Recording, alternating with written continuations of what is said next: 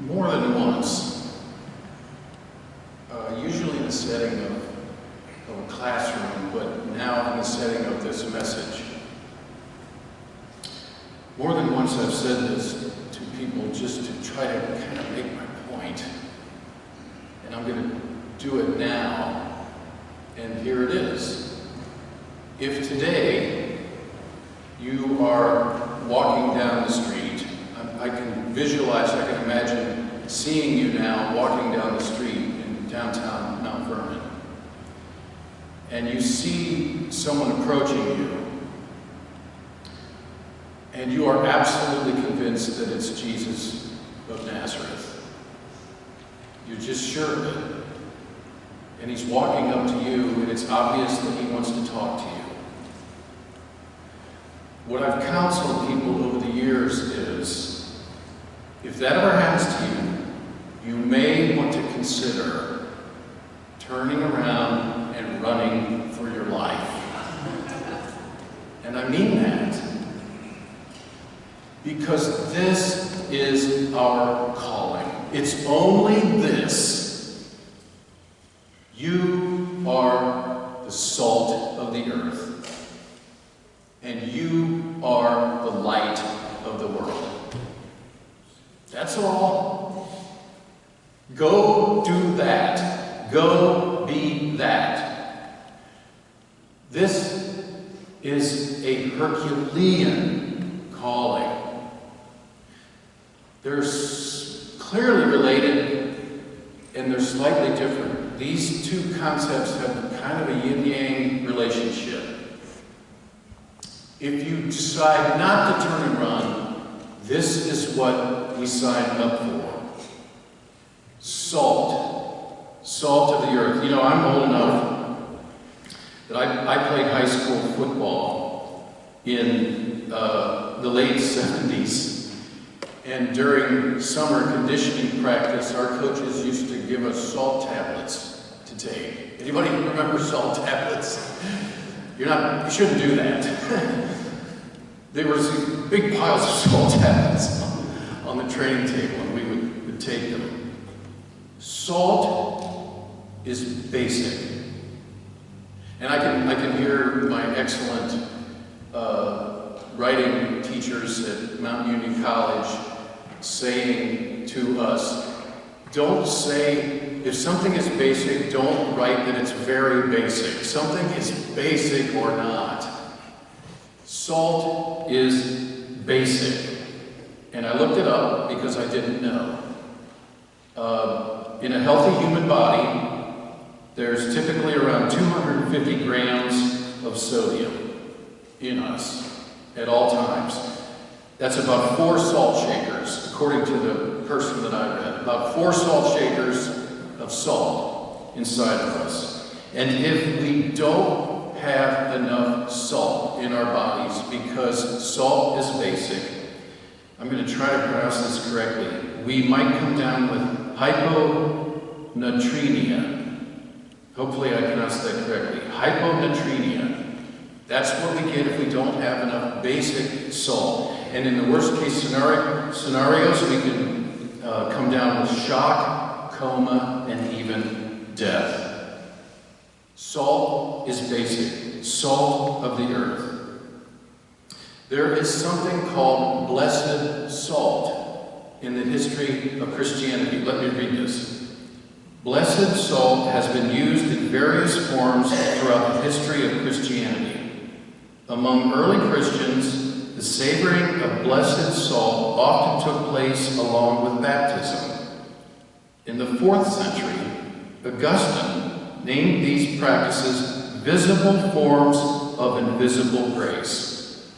Now, I read up a little bit more on this, and beginning probably as early as the 4th century, when you were baptized, then the person who was baptizing you would make the sign of the cross on your forehead after dipping their finger into blessed salt. Salt is basic. And my Bible commentator writes this, quote, "Salt had many connotations in Matthew's tradition and context. including sacrifice, loyalty, covenant, fidelity. And this, I love what's coming. Listen to this. Eating together was called sharing salt. Sharing salt, and expressed a binding relationship, purification, seasoning, and preserving. You know, Jesus got in trouble for a number of reasons with the religious authorities. Please remember that one of the things that drove them most crazy was that he would sit down and eat, not only with anyone, but with those rejected and those on the margins. He ate with them. He shared salt with them. Because when in Jesus' time, if you were a good Jew, sitting down to eat with someone meant that you were welcoming them into your religious culture. And Jesus did it.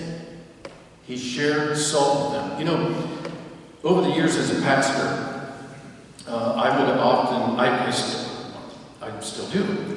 If I want to have lunch with you, I don't have an agenda, I just want to have lunch with you, or a cup of coffee, I often say to people, hey, let's get together and break bread. I have no agenda except to break bread. I think I'm going to now start calling it, let's share salt. I think people will look funny at me. Sharing salt.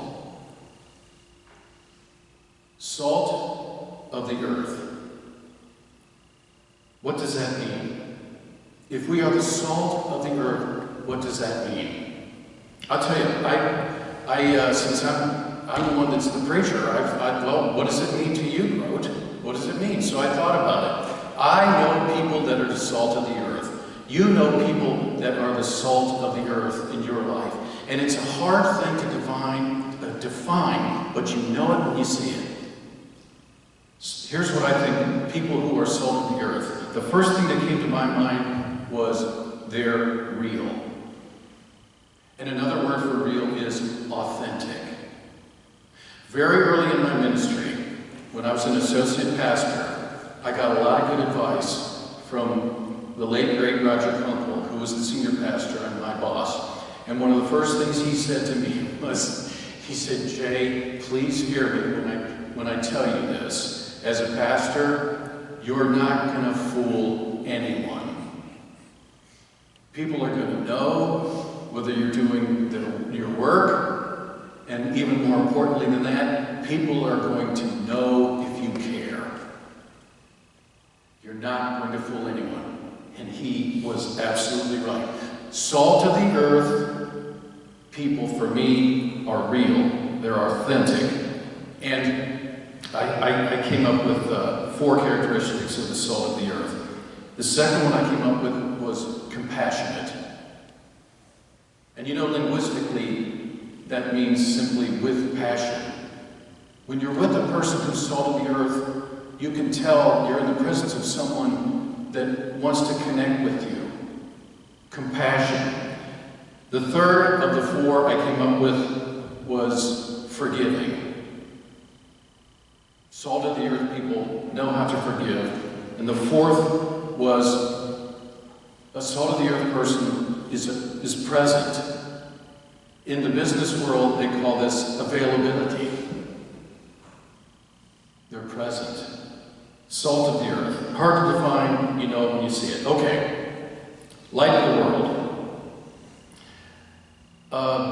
Jesus did a lot of things right, and he clearly would not have passed an anatomy test, because he says elsewhere in the Sermon on the Mount, Jesus says this, and he clearly doesn't understand how eyes work, because Jesus said this: the eye is the lamp of the body. If your eyes are healthy, your whole body will be full of light. But if your eyes are unhealthy, your whole body will be full of darkness. If then the light within you is darkness, how great is the darkness? Didn't Jesus understand that eyes exist to take in light? Right? he's obviously talking about something else. He's talking about that eternal light inside of us that projects light, light of the world. I want to share with you a few lines from an ancient Celtic blessing. It's a Scottish blessing, hundreds and hundreds of years old, and it begins like this. May the blessing of light be on you, light without and light within. May the blessed sunlight shine on you like a great peat fire, so that stranger and friend may come and warm themselves at it. And may light shine out of the two eyes of you, like a candle set in the window of a house, bidding the wanderer come out of the storm, and may the blessing be your light. All right, I want to finish with this. Not my flashlight, but my dad. In 1976, I remember the year because it was the year I graduated from high school. We were the bicentennial class. Every senior class in the United States in 1976 had the same theme for their prom, Stairway to Heaven. But that's another story. So my dad, pastor of a church in Marysville in 1976, he came down with an illness, a disease. It's called histoplasmosis. And histoplasmosis is a rare thing, and 95 to 99% of the time coal miners get it. You get it in your lung, you get it from being coal dust, and you get histoplasmosis, and most of the time it's in your lungs, and most of the time you don't even know that you have it. Because it runs its course and it leaves a little tiny microscopic scar tissue. 1 or 2% of the population get it in their eyes. Another way you can get histoplasmosis is through pigeon droppings. And at the time, the church had a pigeon problem up in the belfry. We don't know. We'll never know. My dad came down with histoplasmosis in his eyes. And within 2 years, he was legally blind. He was still a young man, really. And in his late 40s. And he was legally blind, and then it got worse the older he got. And it didn't take long for him to lose his driver's license. He couldn't drive. My mom or somebody else from the church had to drive him to do his job. And I'm here to tell you, he got that in 1976. And he lived to be 89 years old. His eyes got progressively worse. And he never let his light stop shining. The more blind his eyes became, the more light he projected. It was amazing. He and I had a minor argument once. It wasn't really an argument. It was I really didn't understand it, and I still kind of struggle with it. To tell you, and my dad wasn't perfect, but he was a light of the world. And he said to me, Jay, you know what? I'm not going to pray for myself. I'm not going to pray for myself. I said, Dad, why not? Why wouldn't you pray for yourself? He said, there are so many people who have it so much worse than me. The man refused to pray for himself. The more blind his eyes became, the more light he projected. One of my favorite moments, for 2 or 3 years, it helped, as they were progressively getting worse, for 2 or 3, maybe 5 years, he used to watch television with binoculars, and it helped him.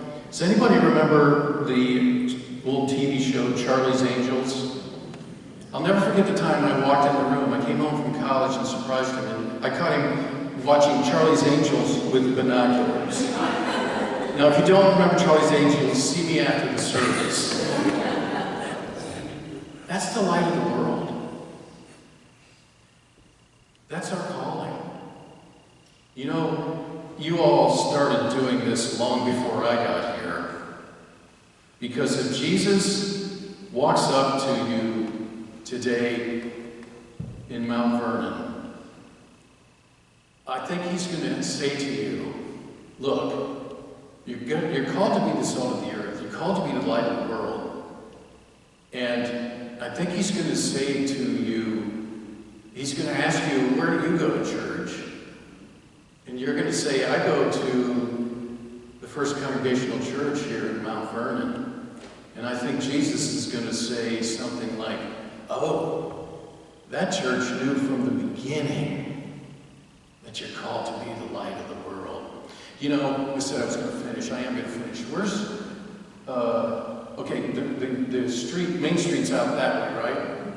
So, again, I've been here long enough to know. See, I grew up in a small town that's not a small town anymore. And one of the reasons why it's not a small town is because the state took Route 33 and turned it from a 2-lane road to a 4-lane road and put a bypass around Marysville so that the Honda plant could be created, right? There's no bypass around Mount Vernon. Have you noticed this? Everybody has to go through Mount Vernon. And someday I'm going to take an entire day and sit up there and count the number of cars that have to sit at that light and has to look over and see our signage. Anybody remember what it said, except for the person who put it up? Anybody remember what our sign out there says today? Because we change it. When I say we, it's not me. Be a blessing. Be a blessing. Be the salt of the earth. Be the light of the world. Be a blessing. Amen? Amen.